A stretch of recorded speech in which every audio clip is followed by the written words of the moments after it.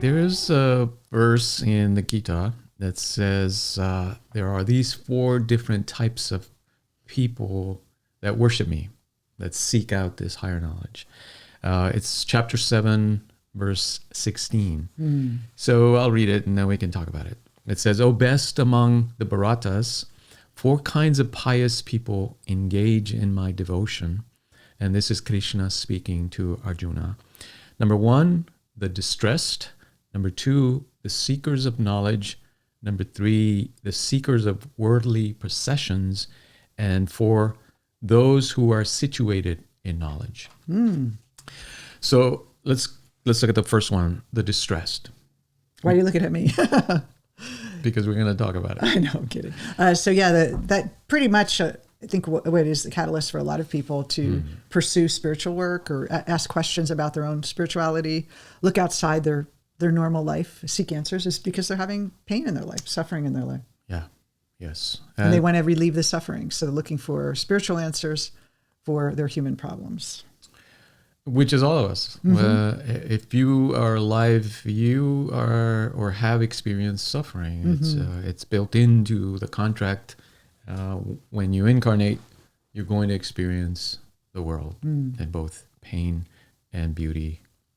And so I think the way to read this verse is to understand that it's talking about all of us in different stages of our searching, of our finding. I love that idea, like it's different stages, because we have different times where we seek different things. Like the seekers of worldly possessions, we could maybe seek success in life and then achieve it and then not be satisfied.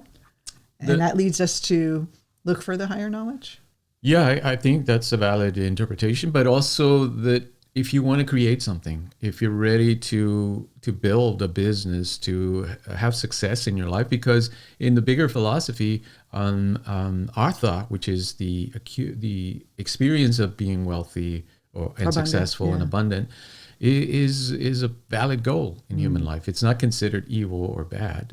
It's simply understood that if you want to be happy with your success and abundance, you have to connect it to higher principles. So we do seek to get away from pain. We could also seek spiritual knowledge for success. Yes. And then the third one is just seeking knowledge for knowledge's sake. Well, I think it's saying higher knowledge. So higher knowledge is distinguished from ordinary knowledge because higher knowledge is knowledge about the true nature of yourself. Versus history, psychology, understanding the functions of the brain, biology. Even the Upanishads themselves, it says, are lower knowledge because once you gain that knowledge of the true self, you don't need them anymore.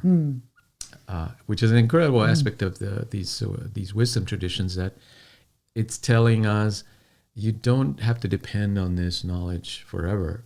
So it's sort of like giving you the framework, and then once you understand it, it's like putting directions. You follow the directions, and then once you do it once, you're like, oh, I know how to do that. I could put that together without looking at the directions this time. So it's sort of like the directions, and then you learn it, and then it becomes a part of you that you don't have to keep going back to the directions. Do I need to be a good person? Do I need to be attached? Do I need to let go of my ego and seek the self and things? It's like, oh yeah, I know, because I've been there. Yeah, it's very much saying it's a living process. That once it wakes you up, that is the truth. That is the aim of your life. Not so much that you should be reading these scriptures over and over and living by them. You'll find the answers from within you. And is that the one who is situated in the knowledge? No, that's a little bit different. Okay. So the one that's situated in higher knowledge is the one that is, in essence, we can say he's or she is already enlightened. They are already understanding that this is how I exist in this as pure consciousness, as pure beingness. But what are they seeking then? It's not so much seeking; it's worshiping. Oh, coming to the kind of to the knowing, to sip the nectar of immortality. So it is a a participation in the divine in essence. So the first three are really seeking. We haven't gotten there yet, but then the third is where you like self-realization almost. The fourth. The fourth is the first three is seeking knowledge, seeking out of pain, seeking worldly possessions. But then the fourth one is you're already there. Yes. Like you already have the knowledge. Like instead of getting those things, you're getting the knowledge. Yeah, it's almost like attracts like.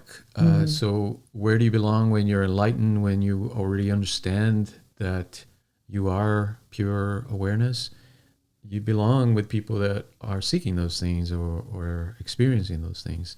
So it's an incredible verse that has many levels and layers to it. The Upanishads say that when you become the self, you are the representative of the self in the world. In other words, when you enlighten your mind, you are acting as the true self, as the universal self now.